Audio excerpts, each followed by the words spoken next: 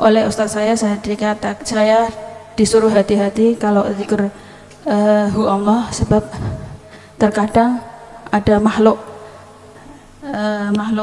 jin ya yang mempengaruhi kita sehingga dibelokkan. Zikir hu Allah tadi yang katanya banyak jin, sama semuanya yo mesti sampean ya Rahman ya Rahim sampai ya Sabur podo ae iku semuanya nama. Jikalau jenengan ingin bebas dari semuanya itu yang namanya jin bahkan iblis. Assalamualaikum warahmatullahi wabarakatuh. Waalaikumsalam warahmatullahi. Yun sewu Gus, saya tanya,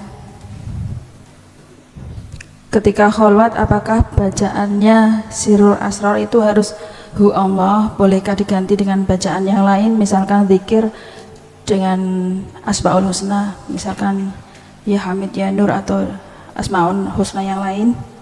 Sebab ketika saya pernah kholwat dengan hu Allah, selintas ada bisikan suara seperti ayat Quran. Yang terakhir saya ingat itu bacaannya begini, faqad dolalan katsiro. Setelah saya cek di Quran, saya tanyakan ke ustadz saya, ternyata tidak ada bacaan ayat Quran yang faqad dolalan katsiro, tapi itu faqad dolalan ba'idah. Terus oleh ustadz saya disuruh hati-hati kalau zikir hu Allah, sebab terkadang ada makhluk jin ya yang mempengaruhi kita sehingga dibelokkan begitu. Terus yang kedua, apakah masuk ke alam mukasyafah itu sama dengan dejavu itu Gus? Yang namanya dejavu itu apakah masuk itu dejavu? Masuk ke alam mukasyafah itu apakah sama dengan dejavu, kehilangan kesadaran sebentar? Soalnya ketika dalam keadaan berzikir kadang terbersit, ketika tidak sadar itu muncul arwah-arwah yang sudah meninggal, terlihat orang tua kita atau guru kita atau yang lainnya. Terus yang ketiga, ketika kita berzikir terus muncul karomah dan masuk ke alam mukasyafah itu kan tanpa maksudnya tanpa keinginan kita untuk ke alam mukasyafah ya Gus ya, itu di luar kendali kita. Bagaimana agar tetap lanjut dan tetap bisa melanjutkan, tidak dikatakan tersesat di alam mukasyafah? Sampun? Nggih, sampun ngoten mawon, matur suwun. Wassalamualaikum warahmatullahi wabarakatuh. Waalaikumsalam warahmatullahi wabarakatuh. Faqad dolalan ba'ida. Antara kalimah kathiron nggih ngapunten ingkang kathah. Oh, keliru iki. Gak ayo. Kathiron dengan ba'idan.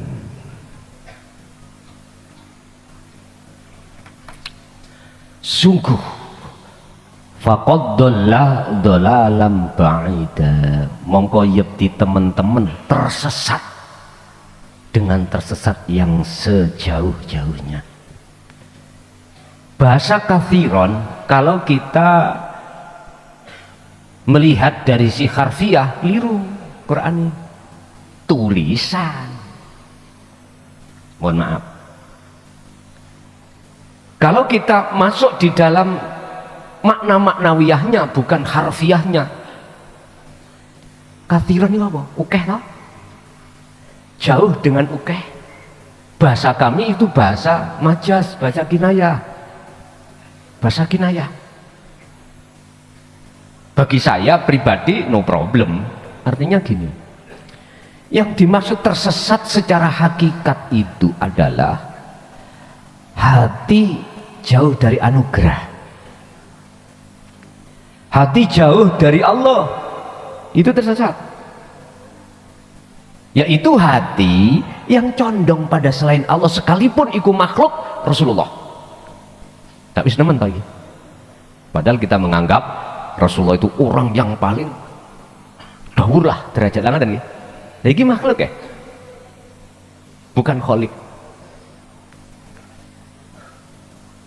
Memang salah memakai kalimah kafiron karena di Quran memakai ba'idan.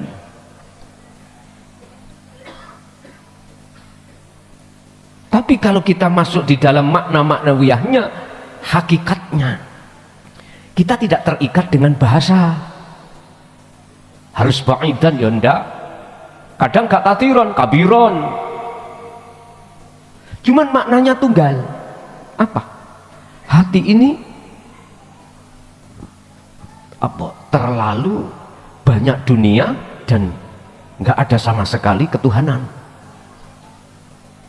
Tergantung kita ngambil ayat itu dari sisi harfiahnya apa dari sisi maknawiyah secara hakikat.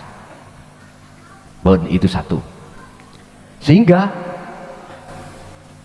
dzikir Allah tadi yang katanya banyak jin sama semuanya ya masih sampai ya Rahman ya Rahim sampai ya Sabur bodoh aja. Itu semuanya nama.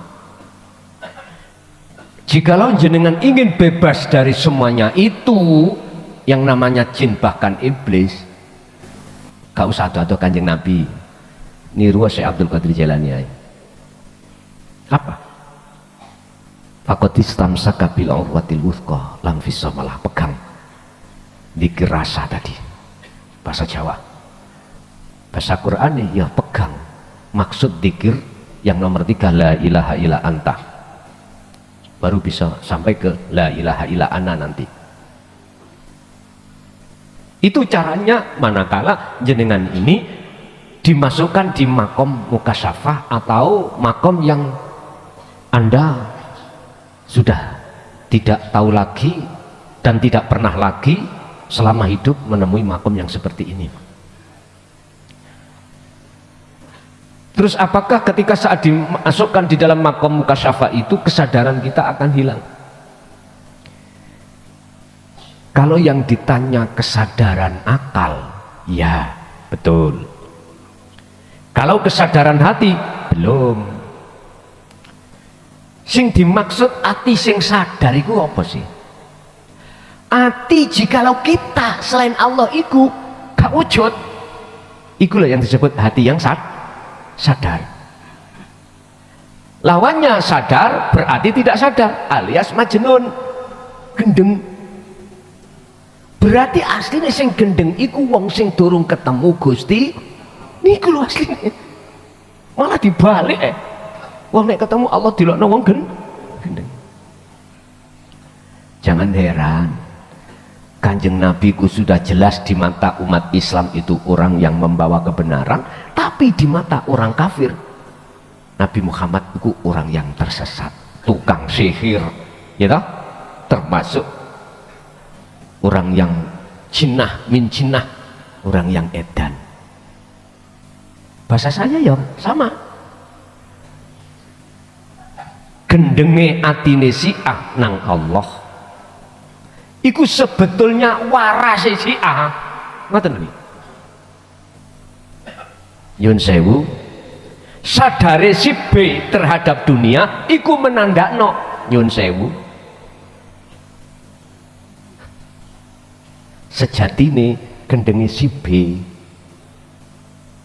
disebut gendenge si B karena apa? Dia belum bisa bertemu Allah. Ngoten.